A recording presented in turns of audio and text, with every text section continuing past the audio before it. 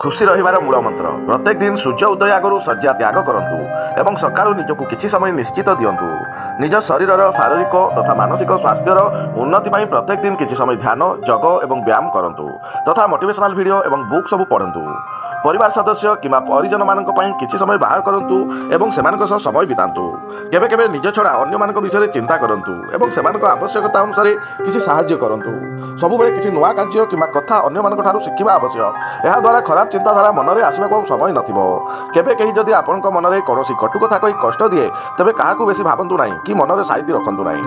अन्य मानक ठारू किछि पाइबार आशा रखंतु नाही कि काहाकू ईर्षा करंतु नाही। जदि आपण किछि खराब समय देई गति करूछंती किंवा किछि अघटन आपनक सह घटी जाइछि तेबे बारंबार से कथा को मने पकांतु नाही। एथिपाई निजको सबुबेले कार्यर व्यस्त रखंतु। जदि केही आपनक पई खराब चिंता करूछि आपण तांकर खराब चिंता करबा बदଳରେ तांकर भल चिंता करंतु। आशा करूछि आपन खुशी रहिबार मूल मंत्र भल लागिथिबो। जदि भल लागिछि तेबे वीडियो लाइक कर दियंतु ता सहित आपनकर सांगसाथी मानकु शेयर कर दियंतु। आज के वीडियो टी शेयर करूछि। नेक्स्ट वीडियो देखाबो। नमस्कार, जय जगन्नाथ।